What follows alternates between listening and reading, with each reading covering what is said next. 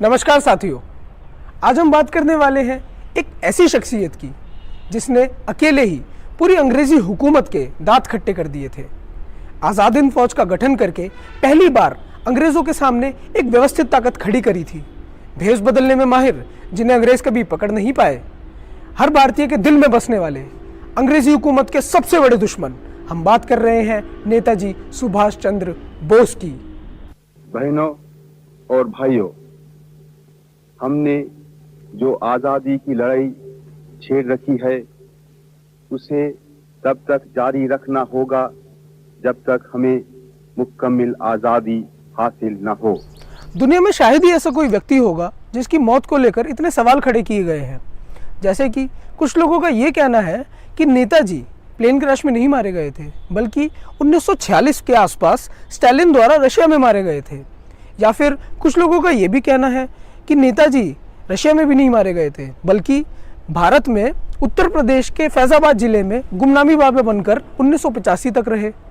इन सब कयासों के बीच में सच कहीं खो सा गया, लेकिन आज हम उन सभी तथ्यों और संभावनाओं को आपके सामने रखेंगे जो कि नेताजी की इतनी रहस्यमयी जिंदगी के पीछे के असली कारण हैं।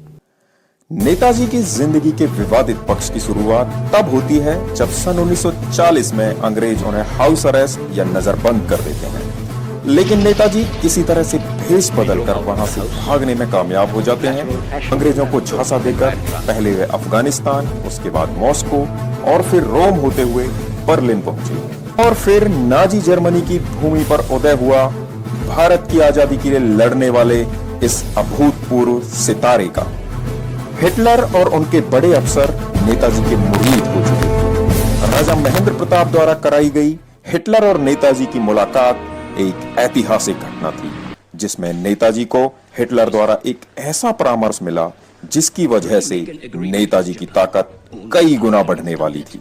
हिटलर के उस परामर्श के बारे में बैंकों का मायाजाल किताब में बताया गया है। आप इस किताब को bankzaal.com पर जाकर खरीद सकते हैं। हिटलर से परामर्श मिलने के बाद नेताजी सुमात्रा में आ जाते हैं, जो उस समय जापान के कब्जे में था, जहां उन्हें INA यानी कि इंडियन नेशनल आर्मी का मुखिया बनाया जाता है। मुखिया बनते ही नेताजी ने INA में उन भारतीय सैनिकों को भर्ती करना शुरू किया जिन्हें जापान ने अंग्रेजी सेना हराने के बाद बंदी बना लिया था।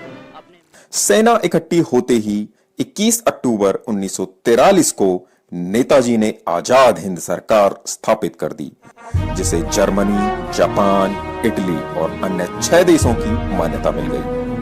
सेना संगठित होते ही जापान की सेना और नेताजी की सेना ने अंग्रेजों के खिलाफ युद्ध की घोषणा कर दी और इम्फाल कोहिमा सेक्टर में आजाद हिंद फौज ने घमासान युद्ध लड़ा।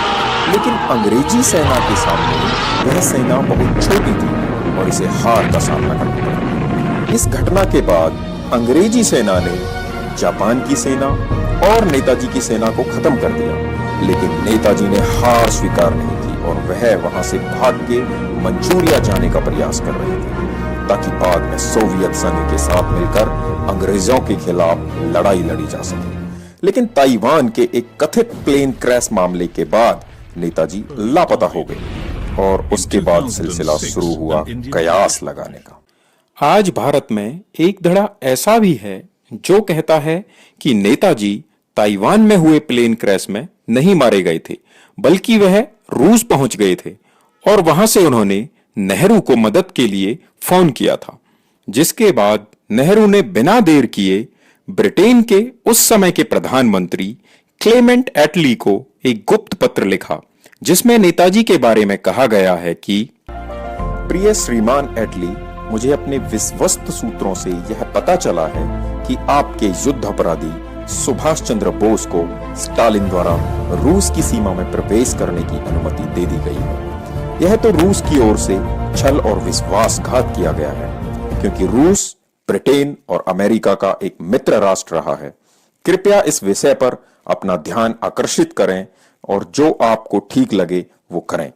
इसके बाद नेताजी को साइबेरिया की एक जेल में बंद कर दिया गया, जहां 11 साल बाद उनकी मृत्यु हुई। लेकिन एक दूसरा धड़ा यह मानता है कि ऐसा कुछ नहीं हुआ था, बल्कि नेताजी भारत वापस आए और 1985 तक उत्तर प्रदेश के फैजाबाद में गुमनामी बाबा बनकर अपने आखिरी समय तक रहे। जबकि कुछ लोग यह भी कहते हैं कि नेताजी आज तक जिंदा हैं। नेताजी के रहस्य की जांच करने के लिए आज तक 4 कमेटियां बनाई गई। पहली जॉन फिजेस द्वारा 1946 में, जिसमें बताया गया कि नेताजी प्लेन क्रैश में मारे गए। दूसरी कमेटी 1956 में बैठाई गई, जिसका नाम था शाहनवाज कमेटी। इस कमेटी ने भी नेताजी को 18 अगस्त 1945 को प्लेन क्रैश में मृत घोषित कर दिया था। तीसरी कमेटी बैठी 1970 में। खोसला कमीशन नाम की इस कमेटी ने भी बोस को प्लेन क्रैश में मृत बताया। और फिर आखिरी कमेटी 2005 में बैठाई गई, मुखर्जी कमीशन, जिसने पहली बार यह कहा कि नेताजी प्लेन क्रैश में नहीं मारे गए। इस कमीशन ने हर वो सबूत सरकार के सामने रखा जो बता रहा था कि नेताजी मरे नहीं हैं। लेकिन इस कमीशन की छानबीन को भारत सरकार ने सिरे से खारिज कर दिया। आज इन बातों पर हम सिर्फ अंदाजे लगा सकते हैं, लेकिन यह ध्यान देने वाली बात यह है कि अगर नेताजी जिंदा पाए जाते हैं तो भारत सरकार और इंग्लैंड के बीच हुई गुप्त संधि के अंतर्गत भारत सरकार को उन्हें इंग्लैंड को युद्धबंदी के तौर पर सौंपना होगा। गुलामी का इससे बड़ा उदाहरण आपने और कहीं नहीं देखा होगा। एक ऐसा क्रांतिकारी जिसने अपना पूरा जीवन देश के लिए लड़ते हुए बिता दिया, उसकी अपने ही देश की गुलाम सरकार को उन्हें युद्धबंदी के तौर पर अंग्रेजों को सौंपना होगा। जिस दिन नेताजी का सच सामने आ गया, उस दिन यह सच भी सामने आ जाएगा कि भारत एक आज़ाद देश नहीं बल्कि इंग्लैंड का एक उपनिवेश है।